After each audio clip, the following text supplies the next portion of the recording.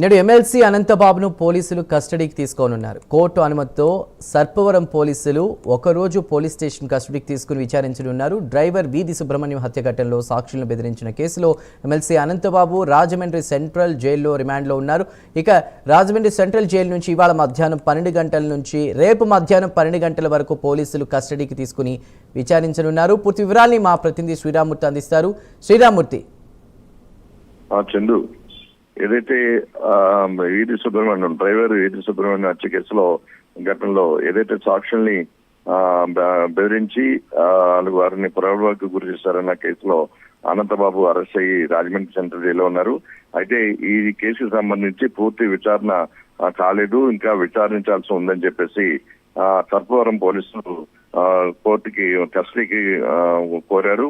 Custody petition మీద నిన్న court Kakinada mobile court ఒకరోజు అనుమతి ఇచ్చింది. ఒకరోజు అనుమతి ఇవ్వడంతో ఈ రోజు 12 గంటల నుంచి రాజమండ్రి సెంట్రల్ జైలు నుంచి తీసుకుని వెళ్ళి రేపు మళ్ళీ మధ్యాహ్నం 12 గంటలకల్లా మళ్ళీ ఆ జైలుకి అప్పగించే ముందు కోర్టుకి హాజరుపరిచి మళ్ళీ జైలుకి పంపించాలని చెప్పేసి కూడా కోర్టు ఆదేశాలు ఇచ్చింది. దీంతో అప్పుడు పోలీసులు రాజమండ్రి సెంట్రల్ జైలుకి చేరుకున్నారు.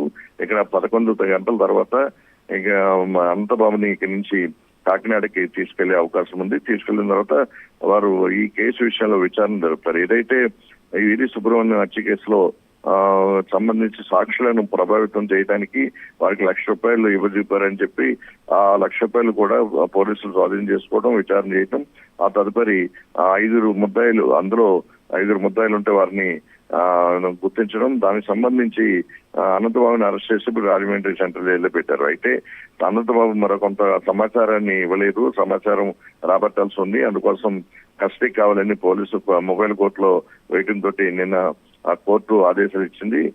ఈ రోజు ఒకరోజు కస్టడీకి తీసుకోవాలని ఈ రోజు 12 గంటల నుంచి రేపు మధ్యాహ్నం 12 గంటల వరకు కస్టడీకి అనుమతి ఇచ్చింది. దీంతో విచారణ చేయనున్నారు.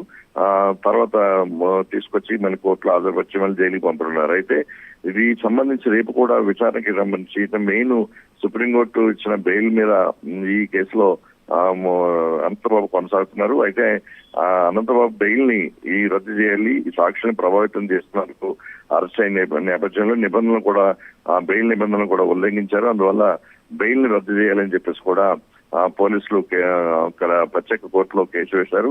ఆ విచారణ కూడా రేపు రాబోతుంది. అలాగే ఈ బెయిల్ కి సంబంధించిన ఈ సాక్షుల్ని బెదిరించిన కేసులు బెయిల్ కి సంబంధించిన విచారణ కూడా రేపు పూర్తయి రేపు తీర్పు కూడా వచ్చే అవకాశం ఉంది. 6వ తారీఖుకి ఈ 2 కేసులు కూడా వాయిదా పడ్డాయి. ఈ నేపథ్యంలో ఇతనికి కస్టడీ పిటిషన్ కి ఇవ్వడం, ఇప్పుడు పోలీసులు విచారణ తర్వాత రేపు మళ్ళీ కోర్టుకి హాజరుపరిచి జైలుకి పంపించడం జరుగుతున్న నేపథ్యంలో రేపు తీర్పు ఏమొస్తుందనేది కూడా ఉత్కంఠ ఉంది. దీని మీద ఇప్పుడు ఏదైతే ప్రత్యేక పబ్లిక్ ప్రాసిక్యూటర్ ముప్పాల సుబ్బారావు ఈ కేసు విచారణాధికారిగా వాదిస్తున్నారు.